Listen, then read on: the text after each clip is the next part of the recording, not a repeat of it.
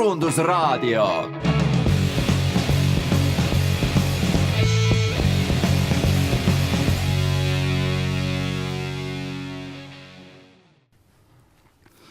Tere tulemast, kallid raadiokuulajad, meie Turundusraadio 184. saatesse. Mina olen saatejuht Anu Malnaarits Marketingi Instituudist ja mul on täna saates 3 külalist. Meil on Kaido Künnapas, kes on vandeadvokaat ja kohe varsti asub tööle Soraineni büroosse.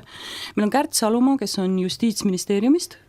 Tervist! Tervist! Ja meil on Mihkel Uibola ehk Eesti Jalgpalliliidust. Tere! Mihkel! Ja tervist ka Kaido poolt. Ja täna räägime üsna erinevatel teemadel, kõigepealt peateemana, aga hästi olulisest ja kuumast teemast, milleks on isikuandmete kaitse. Ja sissejuhatuseks nii palju, et siin on seaduses üsna paljud asjad muutumas ja paljud ettevõtjad teavad juba karta, et midagi kohe-kohe toimub, aga siiski on üsna palju sellist ebaselgust, et mis päris täpselt juhtuma hakkab ja mida me siis päris täpselt tegema peame.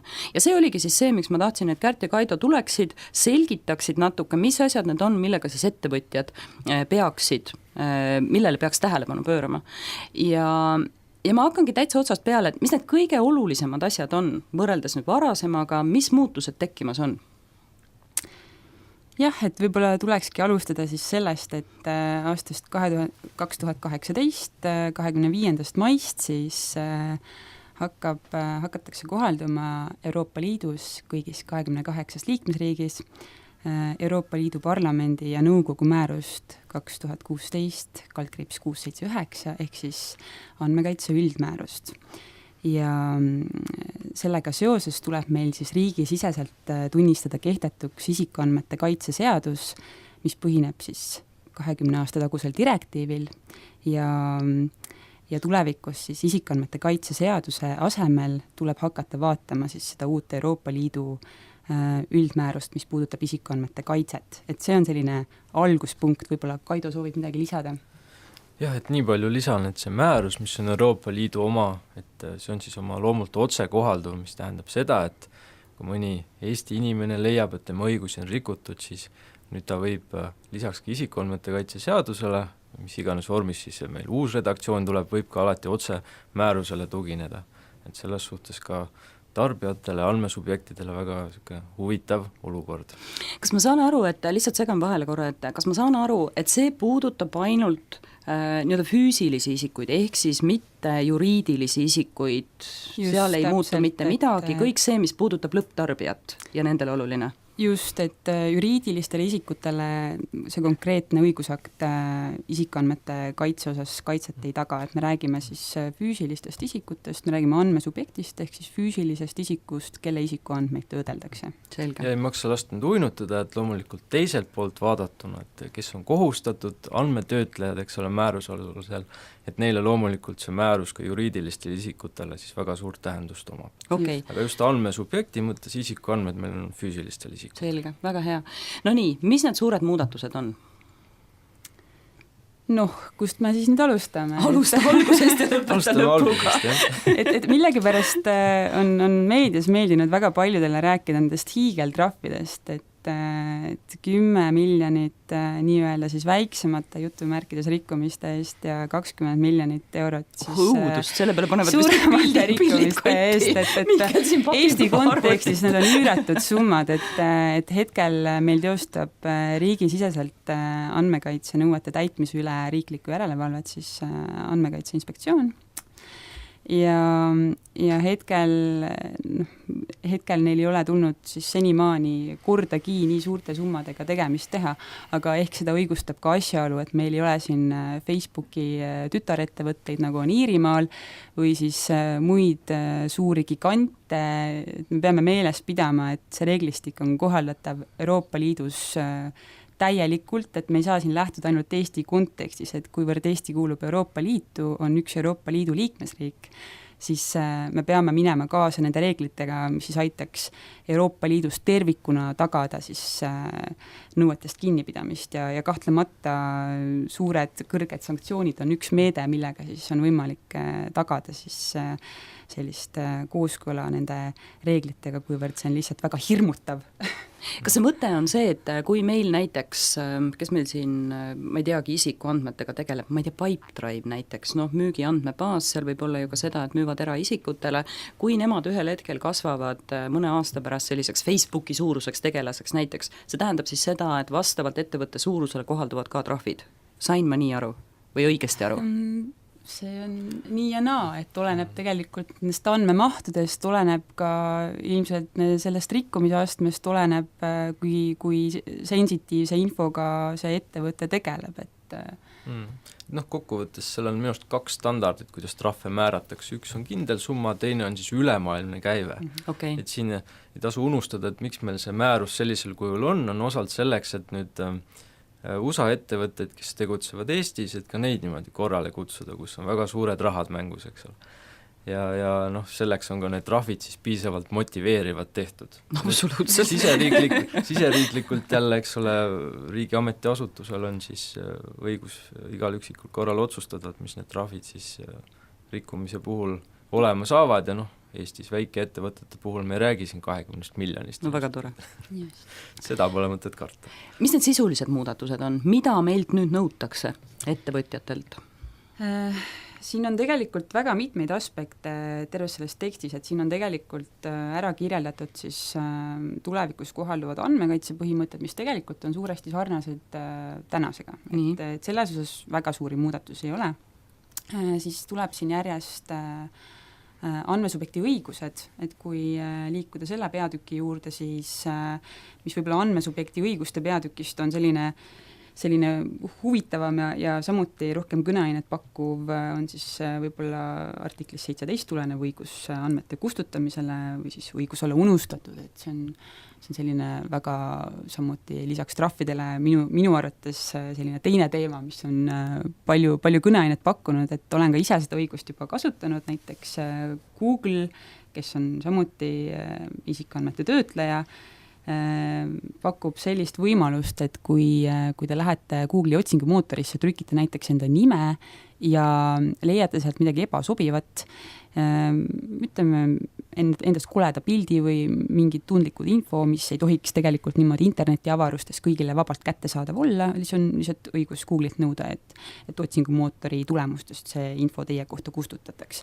Ja olen ka isiklikult seda kasutanud, lasin ühe, võib-olla isegi mitte nii koleda pildi kustutada, aga lihtsalt praktika mõttes ma soovisin näha, kuidas see õigus siis praktikas töötab. Et täiesti selline uus õigus. Ja selle kohal ütlen vahele, et kui Google'ist rääkida, siis õigus olla unustatud on kindlasti tore asi, aga see õigus on siis, kui puudub avalik õigustatud huvi, et olla ikkagi avalikus pildis, et mul on juhtunud paar klienti, kes on soovinud ka paar artiklit eemaldada internetist, kus on räägitud teemadel, mis neile ei meeldi loomulikult, aga kus nad ka ise võib-olla pole kõige korrektsemalt käitunud minevikus, eks ole, et siis Google'iga ei ole õnnestunud kustutamine, küll on näiteks ajalehe toimetuse poole pöördumine aidanud. Okay. Ja see tähendab siis ettevõtja jaoks, et meil peab olema mingisugune mehhanism, mille puhul me siis kustutame info ja anname siis ka inimesele teada, et nüüd seda infot enam ei ole tema kohta? Lühidalt võib kokku niimoodi võtta küll, jah. Et kuivõrd see on ka nüüd üks põhiõigustest, mis andmesubjektil on, et seal on ka veel mingisugused põhiõigused, mis nüüd määrusega juurde tulevad, aga see on üks nendest, et siis tuleb igasugusel andmetöötlusel see tagada, ehk võrreldes varasemaga võime paralleeli tõmmata isikuandmete aktuaalsuse küsimusega, ehk isikuandmed peavad olema päevakajalised, nende töötlemine peab olema vajalik, kui ei ole vajalik, siis tulenevalt minimaalsuse põhimõttest me ei tohiks neid töödelda, eks ole. Sealt tegelikult tulebki nagu see õigus olla unustatud ja Euroopa kohus seda siin käsitles mõnes lahendis, nüüd see on siis meil määruses ilusti kirjas. Mis see minimaalsuse põhimõte tähendab, tõlkige natuke? See tähendab seda, et andmeid tuleks siis töödelda, see tähendab siis andmete töötlemine on selline väga lai mõiste, see tähendab säilitamist, päringute tegemist, avaldamist, mida iganes. Et andmeid tuleks siis töödelda koguses, mis on rangelt vajalik konkreetse andmetöötluse eesmärgi saavutamiseks. Ja näiteks on olnud juhte, kus me oleme tõstatanud küsimuse isikukoodi ja sünni kuupäeva paralleelsest kogumisest, kuivõrd isikukoodis ju tegelikult juba sisaldub isiku sünni kuupäev samuti. Et just sellised andmete kategooriad, mida siis töödeldakse, tuleks kindlasti selle uue üldmääruse raames järgmiseks aastaks kindlasti läbi mõelda, et kas neid kõiki andmeid on vaja koguda, mida senimaani on siis kogutud. Selge. No nii, mis veel muutub? Tuleneb selline uus huvitav nõue nagu andmekaitseametniku, inglise keeles siis Data Protection Officeri määramise nõue, et sellist kohustust varem Eesti õiguses ei eksisteeri ja kuivõrd määrus on siis otsekohalduv nii avalikule kui ka erasektorile, siis avalikule sektorile tuleneb siit igal juhul andmekaitseametniku määramise kohustus, avalik sektor ei pääse sellest mitte kuskile, aga erasektori puhul on siin võimalused siis nagu ma ei tahaks öelda kõrvale hiilda, aga siis et mitte siis määrata seda andmekaitseametnikku, et siin on üldmääruses ära toodud spetsiifilisemalt need olukorrad, millal tuleb määrata. Kindlasti tuleks siis määrata näiteks telekommunikatsiooni ettevõtete puhul, pankade puhul, et no sellised klassikalised näited, millal tuleks siis andmekaitseametnik määrata. Et Kaido soovid see võib-olla täiendada?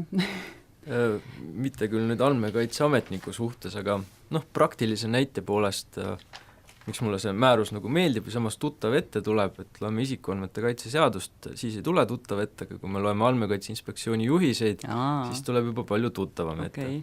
Et miks see määrus on nagu tore, on see, et need Andmekaitse Inspektsiooni juhised, minu nägemuse järgi ka nagu siis lähevad nüüd õigusaktide vormi, et üks näide, kuidas me võtame nõusolekut isikuandmete töötlemiseks, kui meil on tüüptingimused.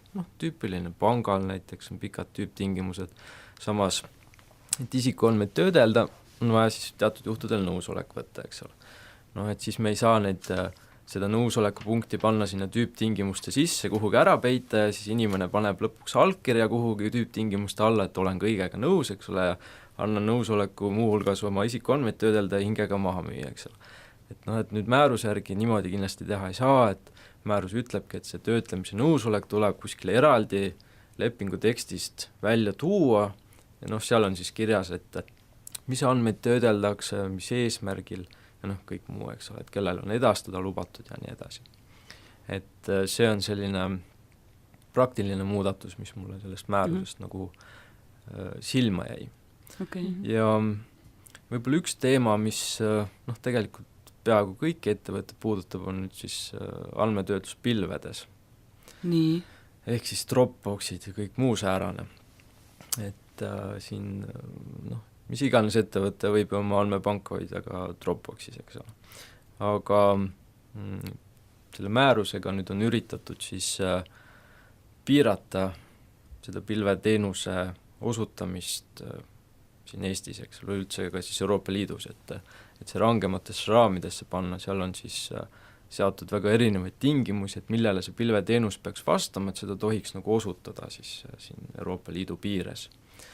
Ja ma nüüd ei tea, ilmselt siis need Dropboxid ja kõik muud ettevõtjad, kellel serverid minu teada asuvad vist Ameerikas, eks ole, et ju nad oma lepingud kõik vastavusse viivad, aga jälle üks asi, millega tegelda, ilmselt on oodata siis uusi, ma ei tea, Dropboxi kasutajatingimusi ja muid selliseid asju tulemas lähiajal. Aga see nüüd puudutab valdavalt neid, kes pakuvad siis seda pilveteenust. Okay. Et see peaks nagu muutma selle turvalisem. Ma korra küsin veel see andmekaitseametnik või andmekaitse ohvitser või päris eesti keelde keeruline tõlkida.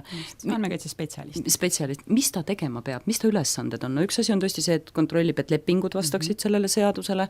Mis ta veel tegema peab, mis sinna ametijuhendisse talle kirjutama peab, lisaks nagu koha määramisele? Et kui väga lihtsalt püüda seda lahti selgitada, siis tõenäoliselt võikski öelda, et andmekaitseametniku või andmekaitsespetsialisti ülesanne on siis tagada konkreetses ettevõttes või konkreetses asutuses, kus ta töötab, kooskõla siis selle uue andmekaitse üldmäärusega, kus tuleneb siis see põhiregulatsioon isikuandmete töötlemiseks tulevikus. Aga Kui minna spetsiifilisemalt tema tööülesannete juurde, siis tõenäoliselt teda tuleks kaasata erinevate uute tööprotsesside väljatöötamisse. Ta peaks andma siis nõu, kuidas mingisuguseid isikuandmete töötamise põhimõtteid praktikas rakendada selle konkreetse spetsiifilise ettevõtte ärimudeli puhul näiteks. Ja siis kindlasti peaks olema ka piisava kompetentsiga, et just Andmekaitse Inspektsiooniga arutasime siin eelmisel nädalal andmekaitseametniku kompetentsimudeli üle, et tulevikus tegelikult saab olema siis kõigil asjast huvitatutel, kes soovivad tulevikus andmekaitseametnikuks saada, läbida täiendkoolitus ja ennast ka eksamineerida siis Andmekaitse Inspektsioonis, et siis tööandjale tõestada, et tema teadmised on nõuete kohasel tasemel. Väga hea. Just. Nii, veel suuremaid muutusi. Mille eest meil neid trahve siis kõik oodata on? Isikuandmete kaitsenõuete rikkumise eest, kui väga üldiselt püüda öelda. Et mis iganes vormis. Just. Et miks mitte ka selle eest, et määrus paneb meil uue kohustuse ka teavitada nüüd, kui leiavad aset isikuandmete töötlemise rikkumised ettevõtte sees. Ehk selline enese jälgimisõigus või kohustus on pandud ettevõtjatele ja loomulikult on ka trahvid selle kohta, kui seda mitte täita. Just, et kindlasti on alati parem idee teha kohaliku järelevalveasutusega koostööd, kui võid hakata siis varjama mingisuguseid andmekaitsealaseid rikkumisi või lekkeid, et koostöö kindlasti tagab sujuvama asjade lahendamise kui siis asjade varjamine ja see, et see siis kunagi hiljem välja tuleb. Kas see leke on siis tõesti see, et mul läheb töötaja ära ja võtab andmebaasi kaasa? Kas seda loetakse lekkeks? Või mis need nagu sellised näited on, millega te kokku olete puutunud, et mismoodi nad lekivad? Näiteks mina olen saanud ka ühe kirja, kui ma ei eksi, siis äkki Yahoo'lt paar kuud tagasi, kus nad teavitasid sellest, et neil on sisse häkitud ja nende paroolid on siis kaaperdatud ja see tähendas siis seda, et kui mul oli näiteks nende juures oma e-postkast, siis võis sellel olla juurdepääs ka kolmandatel isikutel peale minu. Ja kuivõrd me tegelikult ju kõik saadame kirju, millel on väga erinev tundlikkuse aste, siis sellest on kindlasti vaja andmesubjekte teavitada ja mitte siis tõesti hoida teadmatuses ja varjata mingeid olukordi, kus tegelikult võivadki need olukorrad hoopis teistmoodi hiljem välja tulla ja halvasti lõppeda, et kindlasti teha koostööd järelevalveasutusega, püüda neid probleeme ennetada esmalt ja siis hiljem hästi lahendada. Okay. Just. Et määruse järgi, kui ma nüüd õigesti mäletan, vist oli 72 tundi see teatamisaeg. Alates siis rikkumisest teada saamisest. Avastab, et midagi on nihu läinud, siis tuleb tegeleda sellega küllaltki kiiresti. Selge. Ja rikkumiste kohta tuleb pidada ka siis nii-öelda toimikut või nad siis kuidagi fikseerida. Ja just, et kõigepealt tuleks siis kindlasti see rikkumisest teavitamine ja andmekaitseasutusega, Andmekaitse Inspektsiooniga Eesti kontekstis suhtlemine siis jääkski selle andmekaitseametniku kanda, et see on üks tema funktsioonidest. Okei, selge. Hea teada. Mis veel?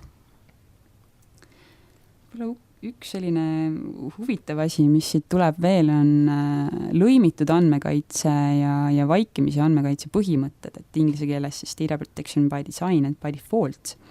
Ja siis tähendab seda, et uute teenuste, näiteks äppide väljatöötamisel tuleks koheselt võtta arvesse andmekaitse põhimõtteid, kui jälle püüda ennast väga lihtsalt väljendada.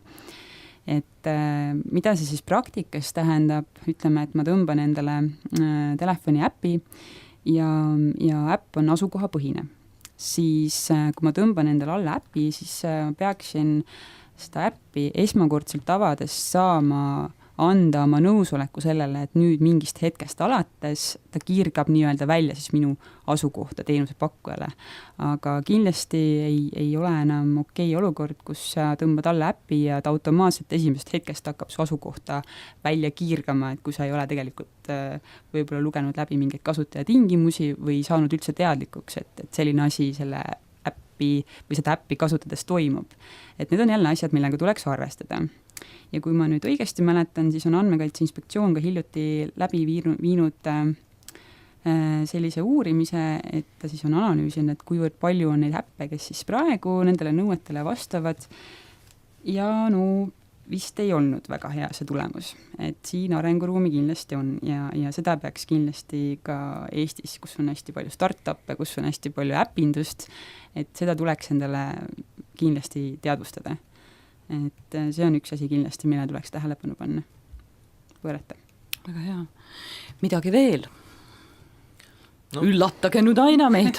Võib-olla ei ole väga üllatav, võib-olla natukene on, aga selline tehniline nüanss, et isikuandmete töötlemise põhimõtete juures on jälle uus põhimõte nimega inglise keeles data portability principle, ehk siis kuidas me ütleme eesti keeles, et ilusti andmete ülekantavuse põhimõte. Jah, ülekantavuse põhimõte.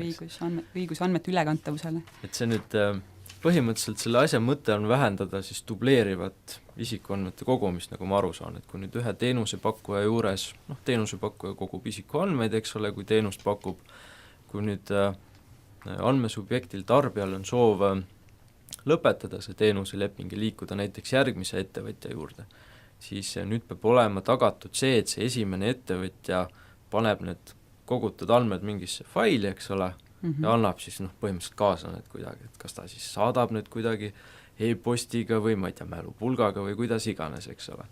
Et oleks tagatud see, et andmed saab üle anda.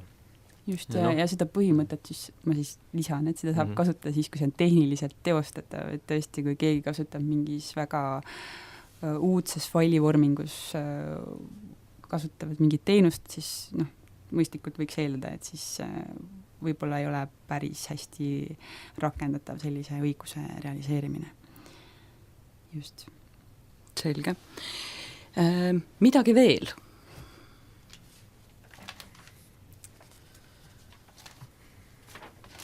Trahvidest rääkisime, põhimõtetest rääkisime, millest me rääkisime? Et, otseturunduse osas mõni kommentaar, et seal iseenesest väga palju ei muutu. Määrus ütleb ka otseselt seda, et me nüüd elektroonilise side direktiivi ei puuduta, et see nüüd kehtetuks ei tunnista seda direktiivi, ehk mis puudutab nüüd elektrooniliste sidekanalite kaudu toimivate otseturundust ja elektroonilise sideseadust ja ka võlaõigusseaduses ühte paragrahvikest, et seal nagu mina ei näe, et muudatusi tuleks. Okay. Ja põhimõtteline kontseptsioon jääb samaks, et kui nüüd isikuandmeid töödelda otseturustamiseks, siis on nagu ikka vaja nõusolekut, eks ole, ja kui nüüd isik ei soovi enam, et talle pakkumisi tehakse või et ta isikuandmeid töödeldakse, siis ta saab esitada põhimõtteliselt praeguses mõttes paluda lõpetada see töötlemine, määruse mõttes siis on õigus esitada vastuväide, eks ole. Ja kui nüüd otseturundust teha, siis meiliga näiteks saata, siis 2018. aastast peab ka selle vastuväite esitamise võimalusega selgelt siis välja tooma seal pakkumises, eks, või selles kirjakeses. See peab olema siis eraldi mingi reakene või nii, et ta on selgelt eristuv sellest muust reklaamist. Mis me sinna siis päris täpselt kirjutama peame, ehk siis, et kui te ei soovi enam seda kirja, siis teil on õigus loobuda? Esitada siis vastuväide, kui terminoloogiliselt okay. Ehk siis ja vastuväite sisu on see, et palun siis mulle mitte rohkem nüüd saata reklaame või lõpetada minu isikuandmete töötlemine oleks kõige korreksem. Et kokkuvõttes midagi oluliselt selles suhtes nagu ei muuta, et see loogika on kõik sama, et kui inimesele saab pakkumisi teha, kui ta on nõus sellega ja tal on iga hetk võimalus öelda, et stopp, et rohkem palun mitte teha ja seda õigust peab aktsepteerima. Ja kas see tähendab siis seda, et see on nüüd see koht, kus hakatakse siis trahve nõudma, et kui mind sealt spämmibaasist välja ei võeta, siis mul on õigus siis kuidagi kaevata edasi või teha midagi ja ettevõtted siis ähvardatakse trahvidega või see on see ohukoht siis, kus need suured trahvid tulevad või? Kas sellise rikkumise puhul just tingimata see suur 20 miljonit tuleb, aga isegi paar miljonit on üsna suur. ilmselt ka see ei ole nüüd proportsionaalne võib-olla, mida peab ka karistuste määramisel arvestama. Aga trahvi kohta see võib nüüd küll olla sellepärast, et tegemist on isikuandmete töötlemise eeskirjadega, kui nüüd mitte järgida seda, siis on isikuandmete töötlemise nõuete rikkumine ja sealt see trahv ka võib tulla, et kui ma reklaampakkumisi teha, siis peab arvestama sellega, et peab olema tehniliselt tagatud võimekus, et see lõpetada siis isikule, kes soovi avaldab. just, et tegemist on siis õigusega, andmesubjekti õigusega esitada vastuväiteid, mis tuleneb artiklist 21 ja tegelikult selle eest ongi siis ette nähtud kõrgem trahvimäär, ehk siis 20 miljonit eurot kuni 4% tema eelneva majandusaasta ülemaailmsest aastasest kogukäibest. Et kui see on ulatuslik rikkumine, ütleme nii, et see ei ole ainult ühe andmesubjekti puhul niimoodi, et tegemist on massiliselt õiguse rikkumisega, siis need on need ülemmäärad, millega siis tuleks tõepoolest arvestada. Okei. Ma küsin ka korra seda, et kui mõelda nüüd seda andmekogumise faasi või poolt, et kogu e-kaubandus ju näiteks, eks ju, korjab infot mitte ainult selle kohta, kes me oleme ja kus me elame ja kuhu meile pakid toimetada, aga ka selle kohta, et mida me nende lehekülgedel vaatame, missugusel hetkel me seda teeme, kui sagedasti, kui tihti, missuguste toodete kohta, kus võib olla siis nagu rohkem või vähem tundlikumat infot, eks ju. Mis on need konkreetsed asjad, mida ettevõtted, kes tõesti internetis jälgivad oma klientide käitumist, seda analüüsivad selle põhjal, ma ei tea, teevad mingeid mikrosegmente, teevad pakkumisi, millega nemad arvestama peavad? Andmekaitse üldmääruse mõttes me räägime siin profiili analüüsist ja üldmäärus ütleb otseselt, et andmesubjektil on õigus, et tema kohta ei võetaks siis vastu sellist otsust, mis põhineb profiili analüüsil, aga seda siis võib teha, kui andmesubjektilt on saadud vastav nõusolek, andmesubjekt on teadlik sellest, et selliseid profiili analüüse läbi viiakse. Et kuskil salaja interneti avarustes ilma nõusolekuta selline asi ei ole kindlasti mõeldav. Et see peab olema andmesubjektile arusaadav, et selline asi toimub ja ta peab olema andnud selleks nõusoleku siis. Või siis siin on ka teatud spetsiifilisemad juhtumid, kus see on lubatud, aga üldine reegel on see, et nõusolek või vastasel juhul ei tohiks sellist asja teha. Tähendab seda, et kõik peavad endale sisse ehitama nõusoleku küsimuse protsessi, kui ma mõtlen ettevõtja seisukohalt, eks ju? Kui nad tegelevad profiili analüüsiga. Kas see profiili analüüs on kuidagi täpsemalt ka defineeritud, et mis sinna alla päris täpselt läheb?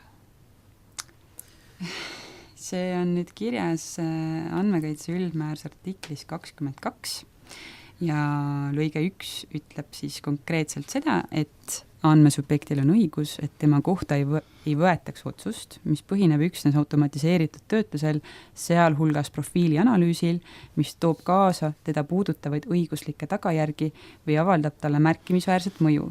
Ja ilmselt see definitsioon on siin kuskil ees ära toodud mõistete juures, aga üldiselt see tähendab seda olukorda, mida te eelnevalt kirjeldasite. No jah, see oli üks näide sellest. Määrusest tuua, seal tõesti on üks definitsioon antud, aga see on selline väga kõikehõlmav. See on üldmääruseks. Igasugune isikuandmete automatiseeritud töötlemine, mis hõlmab isikuandmete kasutamist füüsilise isikuga seotud teatavate isiklike aspektide hindamiseks. Eelkõige selliste aspektide analüüsimiseks või prognoosimiseks, mis on seotud selle füüsilise isiku töö tulemuste, majandusliku olukorra, tervise, isiklike eelistuste, huvide, usaldusväärsuse, käitumise, asukoha või liikumisega. Ehk siis sisaldab sõnu eelkõige, et sellest ja nagu piisab, kõik ülejäänud, eks ju. Siis on oht, et see võib hõlmata väga palju erinevaid asju. Ehk siis ettevõtjad peavad küsima siis, mis moel seda nõusolekut nagu küsima peab või mis ma päris konkreetselt siis nagu tegema peaksin? Selleks tulekski küsida andmesubjektilt nõusolekut, aga seda tuleks tõenäoliselt teha kirjalikku taasesitamist võimaldaval viisil, ehk siis niimoodi, et sellest jääks jälg maha. Aga kuidas mul koduleheküljelt mul see jälg maha jääb? Pean panema kõik siis mingi asja taha, et panen sisestama andmed, et mul on lubasin andmeid töödelda või kuidas ma sealt nagu selle, mis see protsessina nagu selline tehniliste lahenduste küsimus. See läheb jah sinna, kuidas seda tehniliselt nüüd lahendada, et pankade puhul, kui tahad laenu otsustele või laenu taotlustele vastus saada, tehakse samamoodi profiili analüüsi, seal esitad laenu taotluse näiteks. Okay. Laenude puhul laenu taotluse esitamine on juba võlaõigusseaduses ette nähtud, et see protsess on nagu selge, aga muude lepingu sõlmimise protsesside puhul no ma mõtlen, kui ma ei tea, müün kodulehel seepi, noh, nagu seebi hind on 5 eurot, mitte noh, majalaen, et see suurusjärk on nagu hoopis teistsugune, et kuidas ma talle siis ütlen, et enne kui sa seepi ostma hakkad, siis kirjuta siia alla, et ma võin su andmeid töödelda. Noh, põhimõtteliselt jah, et uute pakkumiste tegemiseks ilmselt siis, mis tähendab, et see on suunatud ju uute toodete pakkumisele, et see ei ole vajalik lepingu täitmiseks, sellisel juhul meil ei ole nõusolekut vaja, eks ole, et kui meil on isikuga sõlmitud leping, siis lepingu täitmiseks võib isikuandmeid töödelda ilma nõusolekuta. Kui on soov teha uusi pakkumisi, milleks vist profiili analüüsi tehakse, et siis see tähendab, et selleks on nagu nõusolekut vaja. Et noh, kuidas hankides on tehniline küsimus, aga noh, kas seda teha nüüd linnukesega, inimene paneb oma nime sinna alla, noh Eestis meil on digiajastu ja digiallkirja andmise võimalus, eks ole, noh saab sedasi lahendada, et noh, see on tehniline küsimus. Okei, aga see on ikkagi midagi, mida peab tegema, sest muidu on jälle see trahvikirves kuskil meil pea kohal või? Ei taha mööda ei saa hiilida või? Tõesti hirmutada neid, et valdavalt ikkagi nagu ollakse õiguskuulekad, et pigem võtta seda kui võimalust juhist, kuidas pakkuda siis klientidele teenust nii, et nad saavad võib-olla siis rohkem aru, et miks neile tulevad mingid pakkumised, et noh, mina näiteks tüüpilise eestlasena päritolult maapoissin ja kohati ei saa üldse aru, et miks mul tulevad mingisugused reklaampakkumised kuskilt, et esiteks jälitavad internetis meid mingisugused bännerid ja reklaamid, eks ole, ja siis tulevad mingid pakkumised. Mis selle jälitamisega on? See remarketing öeldakse turundajate keeles ja väga efektiivne tõhus. Kuidas sellega on? Tohime me neid jälitada veel peale 2018-25 maid või siis enam ei tohi? No just selleks peabki olema nõusolek, et konkreetselt kui me praegu ilmselt paljud inimesed kasutavad sellist suhtlusportaali nagu Facebook, et seal me oleme nõustunud igasuguste huvitavate tingimustega, et ma ei tea, paljud meist need kasutajatingimused on läbi lugenud, ilmselt mitte väga paljud. Et seal me just olemegi andnud nõusoleku sellise profiilianalüüsi koostamiseks kohati, et tegelikult kui vaadata neid reklaame, mis sinna meie postituste kõrvale ilmuvad, et näiteks kui mina olen otsinud mingeid lennupileteid kuskile, siis nädal aega mulle näidatakse erinevaid majutuskohti ja lennupileteid, eks ju, et samast sihtkoha riigist, et kus ma parasjagu olen internetis midagi otsinud. Et praktikas see tähendabki seda, aga see on seadustik, sest et ma olen andnud selleks nõusoleku. Ja noh, kuivõrd see on üldteada tõde, et tegelikult et tasuta sa saadki Facebooki kasutada ainult sellepärast, et sa ise oled see, et sinul ei pakuta tasuta teenust, vaid et sa ise oledki see objekt, kelle pealt siis nagu teenitakse, eks ju. No kuskilt peab raha tulema ja just. Lõppkokkuvõttes. Ja üks märkus võib-olla veel profiili analüüsi koha pealt, et üks asi on nüüd, kuidas need andmed töödelda või millal seda teha tohib, teine asi, et määrus näeb ette ka kohustuse siis andmete töötlejale või selle profiili analüüsi koostajale, näeb ette kohustuse tagada nüüd andmesubjektile võimalus vaidlustada see automatiseeritud otsus, eks ole. Et noh, et selle loogika on nagu selles, et kui meil automatiseeritult tehakse mingisuguseid otsuseid, mis omavad õiguslikku tähendust, võib-olla päeva lõpuks saad laenu ei saa, või kõike muud sellist, et siis inimene ei satuks sinna nii-öelda mehaanilisse masinavärki, vaid tal on õigus nii-öelda siis inimlikule second opinionile ja see kohustus on ka kirjutatud siis määrusesse sisse. Et kui pank teeb automatiseeritult laenuotsuse, küsite siin, lähete kuskile poodi, tahate midagi osta, saate järelmaksu osas vastuse 1 minutiga, eks ole, ma ei tea, kas on täielikult automatiseeritud või mitte, aga igal juhul siis on õigus apelleerida siis panka, öelda, et kuulge, et ma tahan, et nüüd teie laenuhaldur vaataks selle asja üle. Ja siis et ma ei ole rahul sellega, et ma laenu ei saanud, suure tõenäosusega, eks, et vaadake korra üle, et ma tegelikult olen täitsa tubli ja korralik inimene. Jah, et see kohustus, mis selline õigus inimesele peab olema siis ka määruse järgi tagatud. Okei, et see on jällegi selline lisakulukoht ettevõtjatele, eks ju, et ühelt poolt me automatiseerime ja teiselt poolt me peame hoidma ikkagi mingisugust nagu tiimi veel lisaks, et me ei saa öelda, et robotid tulevad, võtavad kõik inimeste töö ära, vaid et meil peab olema mingi tiim siis, kes suudab nii-öelda neid roboteid kontrollida ja suunata. Et eks vist peab hindama, kui suur see vastuväidjate hulk võib reaalses elus olla ja siis vastavalt sellele oma tegevust ka kohendama. Okei, väga hea.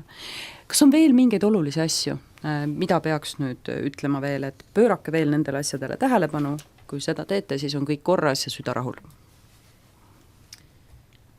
Tõenäoliselt võiks vaadata üle kõik protsessid, eelkõige tuleks ilmselt üle vaadata see, kas kõik andmetöötlusprotsessid on turvalised, et kas nendele andmetele ikka saavad ligi kõik need, kes peaks nendele ligi saama ja mitte mingid kolmandad osapooled, et vaatame, et näiteks mingitesse infotehnoloogilistesse süsteemidesse ei oleks väga lihtne sisse häkkida, tuleks kasutada ajakohast turvatarkvara ja tegema sellise, hindama kriitiliselt üle enda tööprotsessid tõenäoliselt. Küsin korraga seda, et tänapäeval on hästi palju nüüd Eestisse ka kohe jõudmas see suurandmete buum, eks ju.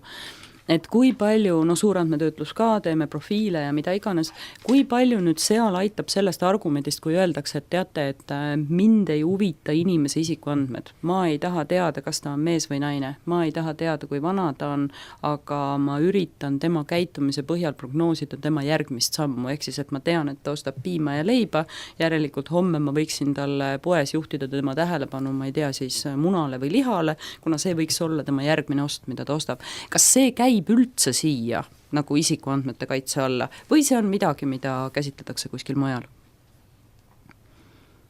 Me räägime siin konkreetsele isikule siis ikkagi lõpuks müügipakkumise. Ja lõpptulemusena, ütleme, võib-olla mitte talle nagu ütleme nii, et ma ei tea, et ta on Mati ja 42 aastat vana, aga lõpptulemusena ma tean, et see telefoninumber või isegi ma ei tea telefoninumbrit, ma tean, et selles asukohas olev telefon, ma tean, et ta on poest kilomeetri raadiuses, tal on selline käitumine, ma ei tea, kes ta on, see number, näeb pilti või saab mingisuguse teksti. Sellisel juhul oleks ikkagi konkreetsele isikule mingi teenuse pakkumisega, mis siis justkui, see on kindlasti selline huvitav olukord, et ma ei ole sellele vist kunagi nagu niimoodi võib-olla mõelnud.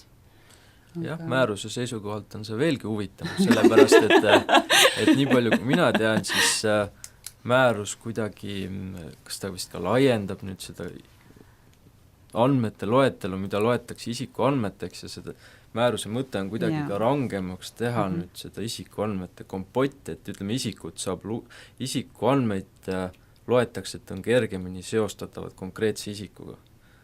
Et ma nüüd seletasin võib-olla segaselt, aga ütleme niimoodi, et isikuandmeteks ilmselt hakatakse lugema ka selliseid andmed, mis võib-olla praeguse seisuga loetakse veel anonüümseteks andmeteks. Okay. Ehk siis praegu on ju see põhimõte, et isikuandmed on anonüümsed, kui mõistlike jõupingutustega või kuidas see sõnastus on, et ei ole võimalik neid andmeid seostada konkreetse isikuga. Et tulevikus need jõupingutused peavad olema märksa siis väiksemad, suuremad, jah. Et võib-olla tasuks siinkohal ära mainida, et ühe kohtulahendi pinnalt loetakse ka näiteks IP-aadress isikuandmeteks, sest et kui see on seostatav konkreetse isikuga, eks ju, et ta viib välja konkreetse isikuni. Okay. Et just nagu tuleks endale teadvustada seda, et see mõiste on hästi laiaks tiritud ja miks võib-olla meil oli siin keeruline ka sellele eelmisele küsimusele väga konkreetset vastust anda, on see, et tegelikult tulebki selliste olukordade puhul alati hinnata iga olukorda eraldi, et seal tuleb analüüsida väga mitmeid nüansse, et kõiki neid teadmata on väga keeruline hinnangut anda. Okei, väga hea. Aga ma tänan väga selle ülevaate eest, ma luban, et me paneme ka lingis ja sama Turundusraadio juurde sellele samale seadusele, mida te tsiteerisite, et igaüks võib ise siis veel põhjalikumalt läbi lugeda ja aru saada siis, et kus need üllatavad kohad on või muutuste kohad. Aga lähme edasi ja meie järgmine teema on uudis ja täna ma teie jaoks otsisin välja uudise, mis puudutab, tuleb siit samast Eestist, nad on kajastanud Tarbija24 Postimehes ja toonud aasta alguses välja teema, mis kommenteerib siis SEB panga mobiilirakenduse kasutustingimusi, kus on öeldud, et kasutaja nõustub, et pank saab ligipääsu tema telefonis olevale kontaktide nimekirjale nagu telefoninumbrid, aadressid, emaili aadressid ja nii edasi. Seal oli üsna pikk diskussioon, kas see on hea või halb ja nii edasi. Kui me nüüd nii-öelda need emotsioonid välja jätame ja võtame näiteks see 2018 algav nüüd uus seadus maist, mis see nagu seal seaduse kontekstis peaks selliste asjadega tegema, kas see on okei või siis me ei tohiks seda küsida või kui me oleme küsinud, siis me olemegi nõus ja see ongi nagu aktsepteeritav, et kuidas teie nagu oma valdkonnast lähtuvalt seda pilti näete? Mina näen seda asja niimoodi, et üldiselt ei ole võimalik isikul, kellel on siis pangaga mingi leping sõlmitud, kas või siis selle äpi näol, võimalik nõusolekut anda selleks, et pank saaks kasutada kellegi teise isikuandmeid siis, eks ju. Et kui konkreetselt anda siis võimaldada panga äpile ligipääs oma telefonis olevatele teiste isikute telefoninumbritele, aadressidele, e-mailidele, millele iganes, nimekiri võib olla lõputu, siis senikaua, kuni ei ole selleks nendelt isikutelt, kellele need telefoninumbrid, aadressid, e-mailid kuuluvad, nõusolekut saadud, senikaua selline asi ei peaks olema lubatud. Et AKI andmekaitse inspektsioon on siin algatanud uurimise ja tegelikult ka SEB Pank on ise siin meedia vahendusel öelnud, et pank küsib siis kasutajatelt nõusolekut juurdepääsu saamiseks tema telefonis olevatele kontaktidele, mitte nõusolekut vastavale kontaktile kuuluvate isikuandmete töötlemiseks, mis on iseenesest panga poolt selline natuke kehv kommunikatsioon, kuivõrd õiguslikult ta ei vasta nagu kehtivatele põhimõtetele, kuivõrd isikuandmete töötlemise mõiste on väga lai ja juba ligipääsu ja juurdepääsu saamist loetakse isikuandmete töötlemiseks, eks ju. Et ma ei pea neid kuidagi analüüsima, juba see, et mul on nad olemas, saad neid vaadata, eks ju, et juba see loetakse isikuandmete töötlemiseks, et kui tõesti selline asi selle panga äpi poolt oleks võimalik, et siis tegemist ei oleks ei praeguse ega tulevikus kehtima hakkava regulatsiooniga kooskõlaga. Aga mul on natuke siseinfot, ma uurisin andmekaitse inspektsioonist. Ma just mõtlesin kummalt poolt see siseinfo. Siin ongi tegemist vist, nii palju kui mina aru sain, lihtsalt kehva diskussiooniga või sõnumite delegeerimisega, et iseenesest seal vist ikkagi nagu andmekaitse nõudid on järgitud, lihtsalt seda on sõnastust või neid sõnumit on delegeeritud natuke kehvasti, et üldiselt SEB kliendid siiski vist ei pea muretsema oma isikuandmete kaitse seisukohast, et sellega on kõik korras. Suuremas pildis siis. Okei. Aga see tähendab seda, et nii-öelda, et me peame arvestama sellega, et see isikuandmete kaitse mõiste on hästi lai ja me peame siis kogu aeg mõtlema seda, et kust me siis mingisugust luba saame, küsime ja kuidas meil see protsessis on nii-öelda täpselt ära reguleeritud ja paika pandud. No minu arvamus on see, et esiteks enne kui hakata mõtlema, et kus me nüüd luba saame ja kuidas täpselt reguleeritud on see, et kui nüüd enda lepingu tingimusi hakata tegema, et siis võiks neid võimalikult korrektselt teha ja panna lepingu tingimus on põhimõtteliselt sõnum, eks ole, kliendile. See on leping ka, aga põhimõtteliselt on see sõnum ka, eks ole. Ja kõik algab sellest, et see sõnum, ehk see oma toode-teenus nagu see korrektselt kuidagi sõnastada. Et minu arust siin pank on esiteks oma 52. punktis seal üldtingimustes öelnud, et klient on teadlik ja nõus, eks ole, et milleks seda nõusolekut üldse vaja on, kui tahetakse viia kokku klient ja vaadata, kellel tahab makset teha, kas sellel inimesel on nüüd see panga äpp olemas või ole, et selleks peab see inimene kunagi olema andnud pangale nõusoleku, et sa võid minu andmeid siis töödelda, et hiljem makseid teha, eks ole. Ei pea andma see, kes tahab alguses makset teha, see ei pea andma nõusolekut kellegi teise andmetöötamiseks, pank peab olema võtnud oma teise partneri käest juba varasemalt selle nõusoleku, siis me saame nõusolekust rääkida. Ja teiseks, et on soovitud siis telefoninumbri alusel tuvastada, kas on võimalik seda makseteenust siis pakkuda, ehk kas see teine inimene on ka siis pangaklient. milleks on vaja meil koguda siis aadressi, e-posti aadressi ja nii edasi, eks ole. No räägime siis telefoninumbrist ja ongi kõik, et see minimaalsuse põhimõte jälle, kas on järgitud, tingimuste järgi võiks natuke kahelda, eks ole.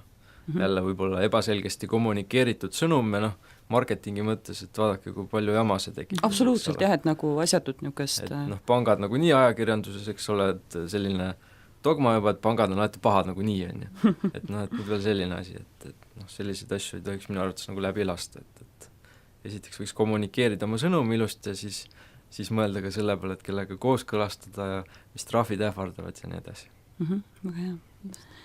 Aga ma arvan, et see oli nagu hea näide võib-olla seda asja natuke selgemaks saamiseks, et mis see päris täpselt siis meie jaoks tähendab ja jällegi see sama lugu, et kuna neid äppe tekib ju järjest rohkem küll erinevaid panga ja mis iganes äppe, et siis ka kõikidele teistele teadmiseks ja tähelepanu alla, et ma arvan, et see printsiip vist ongi see, et asi mitte ainult ei pea olema õige, vaid tegelikult ka näima õige, eks ju, et siis on nagu, siis teete õiget asja, olete õiges kohas. Aga aitäh teile selle sissevaate eest ja me lähme edasi ja räägime turundustähest ja turundustähte palun siis välja pakkuma Kaido Künnapase, kes on meil vandeadvokaat, Kärt Salumaa, kes meil on Justiitsministeeriumist, ma saan aru, Kärt, ma panen siin suhteliselt ebatavalisse rolli ja palusin teile seltsiks veel siis Mihkel Uibolehe, kes on Eesti Jalgpalliliidust, hakkab kohe rääkima järgmist rubriiki katma, aga räägime siis sellel hetkel veel turundustähest ja küsin, et mis on need asjad nüüd, mis sellel nädalal on teile, sellel või eelmisel nädalal, mis on silma jäänud, mis on põnevat juhtunud, mis on kuidagi korda läinud ja mille kohta te ütlete, et tehti hästi? Jah, kui mina nüüd alustaksin, siis ma ei ole nüüd võib-olla nii väga turundusinimene, eks ole, lihtne advokaat, eks ole, meedia kujundab minu arvamust, aga turunduse mõttes, et kui rääkida Eesti märgist, siis minu arvates Eesti märk võiks olla üks pisike tüdruk, kellel on all vigursuusad, kes sõitis jälle X-mängudele, kes minu arvates on Eestit kõige paremini esindav märk. Et eelmisel nädalal ta minu teada jälle sõitis sinna tegema Eestile suurt reklaami, et minule see väga sümpatiseerib. Ja minu jaoks ta on ka turundustäht lisaks kõigele muule. Väga tore. Mihkel ja Kärt? Jah, Kaido ütles tegelikult väga hea asja ära, selles mõttes üks asi, mis mul oli meeles, aga see on mul meeles esimesena, et võib-olla ma lähenen selle asjal natukene ebatraditsioonilise nurga alt. Nii. Et selliseid tunnustusi, selliseid auhindu antakse tihtipeale ka elutöö eest ja antakse tihtipeale ka postuumselt. Ehk siis me saatsime eelmisel nädalal viimsele teekonnale Lembitu Kuuse, kes minu meelest oli üks suuremaid Eesti sporditurundajaid. Nii naljakas kui see ka ei ole, et tegelikult tema tohutu positiivsus, kirg, selline ka asjalikkus tegelikult, ka inimlikkus, mida ta õhkas igast tema reportaažist, et see tegelikult tõi seda, mida sport peab pakkuma, sellist mingis mõttes, ma ei tea siis, tõeliselt ausat ja siirast emotsiooni kõikide kodudesse, et minu jaoks nagu tema oli üks Eesti spordi kõva turundaja. Ja teine asi kindlasti, ma tooksin võib-olla laiemalt välja, et mis on väga huvitav jälgida, ma ei oska öelda, kas see on hea või halb, aga et jälgida turundusvaatevinklist on see, mis toimub Ameerikas, ehk siis kui Donald Trump sai nüüd presidendiks vannutatud, siis kogu see karussell, mis tema ümber tiirles, kogu selle tseremoonia ümber, aga see, kuidas ta ka esimesed sammud presidendina tegi, et tegelikult see on ju meeletu turundusmasin seal taga, milline sõnum lõpuks on domineeriv, milline sõnum meieni jõuab, et need olid nagu eelmise nädala siuksed minu puuted, aga see Kelly Sildaru oli seal siis mul number 3 nii-öelda mõttes valitud. Väga hea. Minul on pakkuda välja üks põnev lahendus, mis tuleb meie põhjanaabrite juurest ja kus pealkiri on selline, et tõeline innovatsioon Helsingis pöörlev jääkarussell äratab maailmas tähelepanu ja ma saan aru siis, et see on Helsingi esisele jäätunud merele on valminud iseäralik jääkarussell, kirjutab mulle Soome 100 erilehekülg Postimehe juures, mille läbimõõt on 36 meetrit ja toimub kui pöördlava. Ja ta pöörleb paadimootorite abil, kaalub 250 tonni ja ma saan aru, et seal pöördlaval siis on tehtud ka täitsa kontserte, et ma siit nüüd heli peale ei pane, aga siin see pöördlava kontsert siis, ülevalt paistab see pöördlava nagu lihtsalt üks ring, aga siin on siis näha kontsert, et öeldi, et turvalisuse huvides publikut lavale ei lastud, küll aga siis esinejad saavad mängida pöördlaval.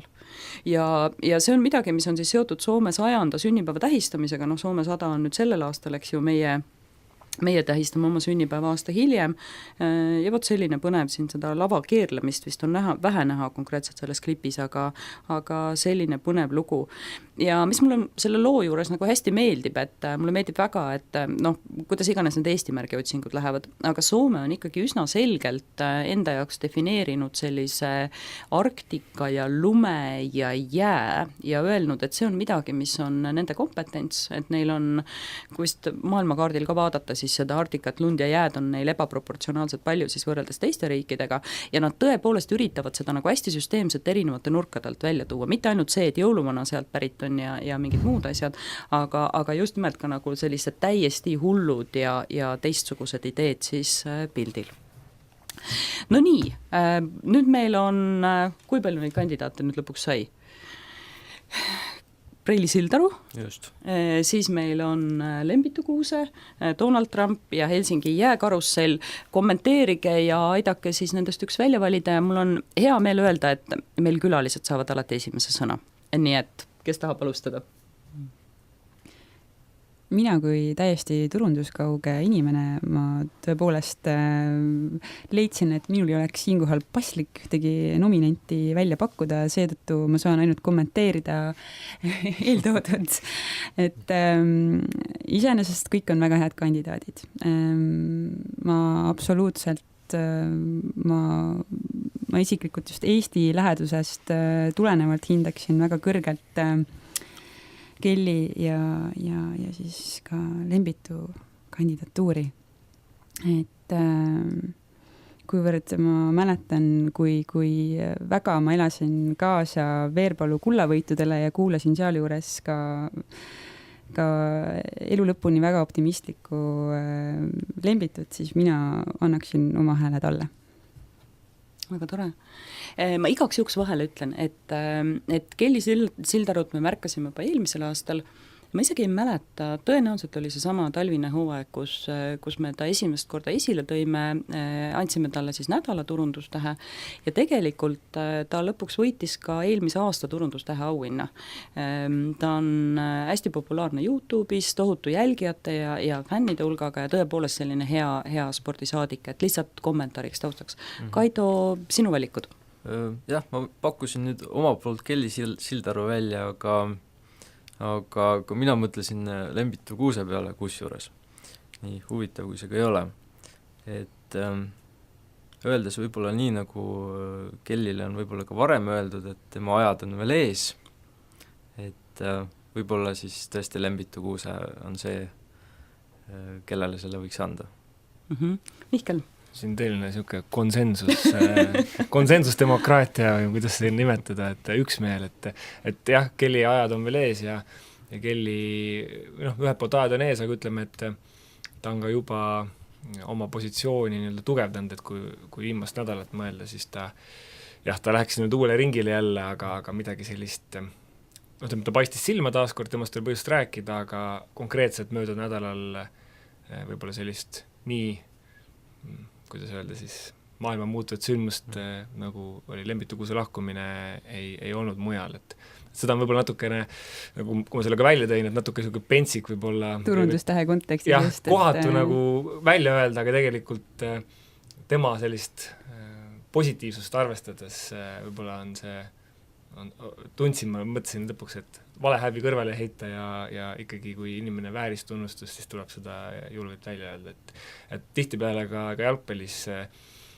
kui mõni treener lahkub meie hulgast liiga vara, et tegelikult alles siis saadakse aru, et võib-olla see aitäh ja õigel ajal ütlemata või midagi sellist, et sellepärast see tänamine ei ole kunagi hilja öelda aitäh, ütleme niimoodi.